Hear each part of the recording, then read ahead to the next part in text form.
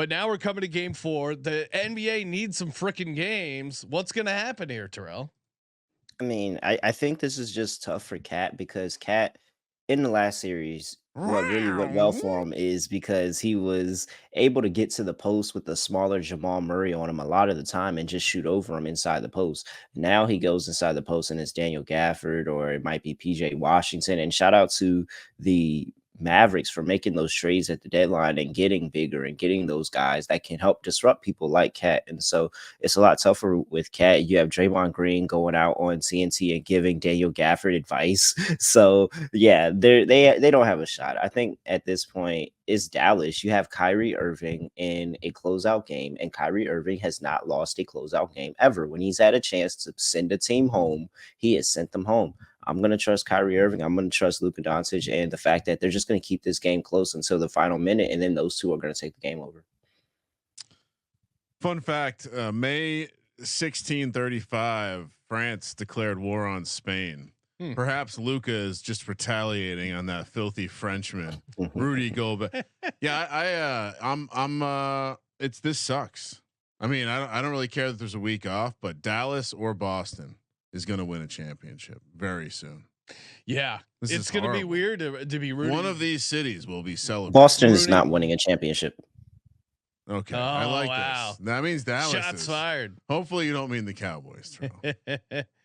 All right, so I mean, it's hard not to like the Mavericks once again. Like clearly something is going on Minnesota's head. Dallas obviously has a very good home court. Their role players are shooting well. Kyrie and Luka have this like bond that's really working for them. Not scared. Chemistry is great for them. You mentioned it, Kyrie in closeout games. I think he's 14-0 straight up. Do we just play Mavs money line? What's the move, Terrell? Yeah, I'm with the Mavs. I say it's a sweep and it's over. I think that Minnesota's going to do everything they can to be competitive, but at the end of this day, when it comes to the fourth quarter, you have Cat, Rudy Gobert on one side. They continuously play Rudy Gobert in poor situations where they probably need to keep him off the floor. And they're not willing to do it. And because of that, it's going to be easy for Kyrie and Luka to get switches that they want and get the shot that they want. I think that they're unstoppable when it comes down to the last 2 minutes. I'm taking the Mavericks. Oh yeah. Also, Luka just absolutely, as Colby would say, wanting to eat Rudy Gobert's ass for lunch. I mean, what? I mean, just this. What do you mean? No, that's what he says when he dominates someone. He eats their ass for lunch. Yeah, no, not the. He's not eating their ass, Terrell. Jesus Christ! No. That's what you said. You literally said that. I mean, you literally said the words. Like Terrell, you come out to LA. We get on the court, and I say, "Yo, don't add me to this. Don't add me to this, please. Don't. I don't even want you to go on any further. That just means I'm gonna dominate. Colby completely messed up the phrase, so Kramer is calling it back. But yeah, and crazy. Luka was the 3rd pick in the draft that year. Just remember DeAndre Ayton? Yeah. Marvin Bagley, dominating. I love how he gave himself the nickname Dominating. And the Hawks traded Luka. The Hawks traded Luka for Trae Young. So Mavs, all-time great trade by the Mavs there. So we're taking the Mavs, laying 2, -130 on the money line. Any thoughts on any props you like? I will. Great transition to Rhythm. If you haven't downloaded the Rhythm app yet, you get a 7-day free trial. Highly recommended, especially now that there aren't a ton of NBA games left. But they also got you covered for WNBA, which I know Terrell is all over. You can get Josh Green. They're one of their favorite plays for tonight, aka tomorrow, depending on when you're streaming it here. Josh Green over 4.5 points at -130. They got him predicted as high as 5.8. All in on Josh Green, over points, higher, whatever. 4.5 feels like a very good number for Josh Green. So lock it up for me and make sure you check out Rhythm and download Rhythm wherever you get your apps. Get that 7-day free trial. Terrell, any props you like? Oh, well, I mean, just the pettiness has to take Daniel Gafford over on points because he got the Draymond coaching effect in the after show last game. And as much as Draymond hates Rudy Gobert, the fact that he's coaching up opposing centers and saying, "Hey, this is what you do. You have this opportunity." Like, oh yeah. So that's just the pettiness in me. But in all actuality, I'm taking Kyrie. This is Kyrie's series. Like Yeah. last series wasn't his series. This is his series where he can play fast, he can play slow, he can play out the half court and get a switch, get the matchup he wants, or he can run the floor and go up and down the floor and be able to score in transition. So I've been playing Kyrie this entire season, this entire series. He's been playing really well, backing me up. So I'm taking Kyrie Irving again over on his points. Oh, I like that. 23.5. I'm seeing because the idea that number. Kyrie gets to stick the dagger into Boston. Yeah.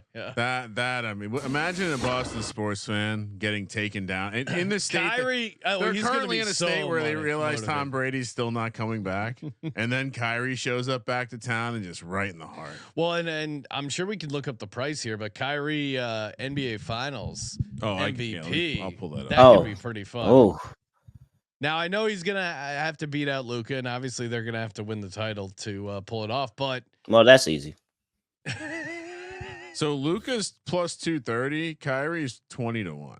20-1? Yeah, like what am I 20 to 1? Right, I'm betting this right now. All right, pause the show. Lock that up for my best bet. Kyrie Irving, 20-1 NBA Finals MVP. Should we send a carrier pigeon? Yeah, let's some of the research and development. Get the research and development team on it. I mean, honestly, like if you want a moneymaker, let's just constantly put money on Kyrie 40, Luka 40 every night. It's going to be something similar to the LeBron Kyrie run against the Warriors, where they were just scoring 40 a night in the playoffs. It's going to be really simple, very much similar to that. Drew Holiday has nothing for him. Derek White has nothing for him. Those two are well, and I think we're going to see it. Like the Mavs defense, once they get to the Celtics, assuming they close them out game 4. The Mavs defense is quietly. Everyone's talking about the chemistry with Luka and Kyrie. Certainly makes sense, but the Mavs defense has been going underrated in this playoffs. Yeah, I mean, you get Luka's playing defense. Everyone always wanted to see Luka play some defense. He is, and it's certainly paying dividends. So we all like the Mavs. Like I said as well, the rhythm prop bet. Give me Josh Green over 4.5 points. All right, Terrell, before we let you go, WNBA is back. Give us a Caitlin Clark update and then any bets for the WNBA. Well, if you did take out a future on Caitlin Clark MVP, you are probably just pissing it away. And Rookie of the year, she's still winning that.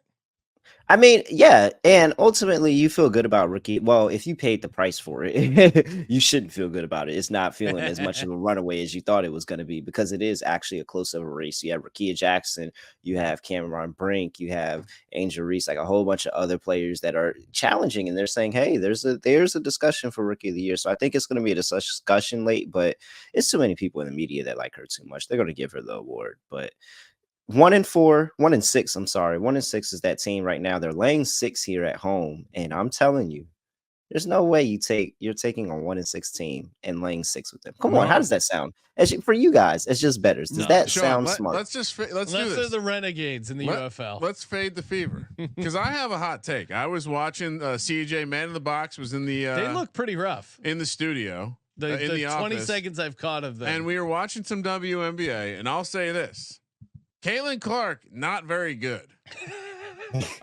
Wow. All right. She's not. Adi, this is our next clip. Let me expand. Look into the camera when you deliver this. Well, she's not. She is not. All right. So if you watch athletes a lot, which I do, we watch a lot of tape. She's not athletic. She's on her heels a lot. She's slow. She's really bad at defense.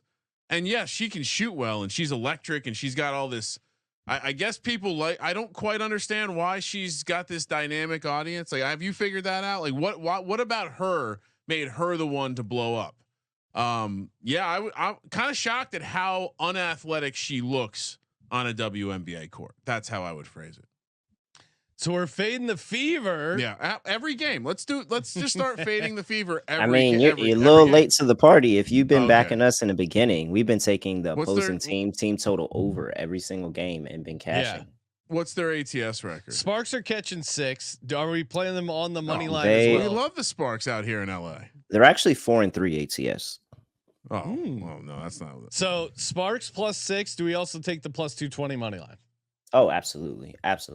So the All right. Sparks, these two teams played last week, and the Fever came back and won late in that game, and were able to finally get their first win of the season. But that Sparks team really looked like they were winning for about 3/4 of it. Now they're going to be without Larisha Clarendon, but that's going to bring Rakia Jackson, also a rookie, up into the starting lineup, and she gives them the boost offensively that they needed. That was a low scoring game that last time around. I think that the Sparks are going to be able to score a lot more. So yeah, +6 on the Sparks, sprinkle on the money line. This is going to ruin another home game for Caitlin Clark. Dog.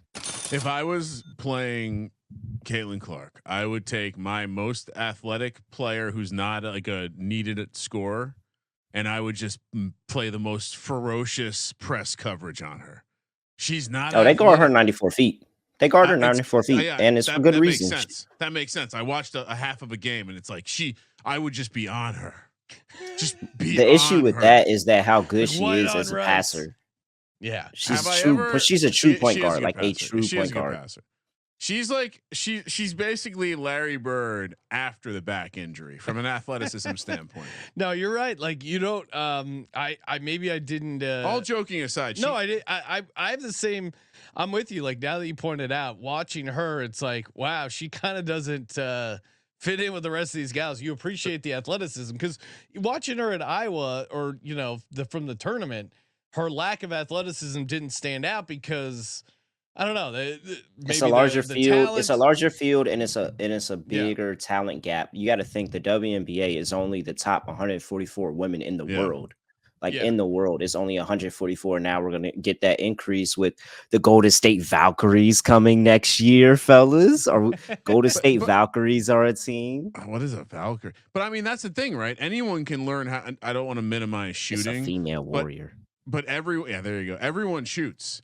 Not everyone is an elite athlete, and I would imagine like this football basketball debate we were having with the NBA and the NFL. I'm still under the impression that the female basketball players are some of the best athletes that we have for females, and so Caitlin Clark's not one of our best athletes. That would be again my comment there. But it's the same thing with Sabrina Ionescu. Same thing, and that's one of my people.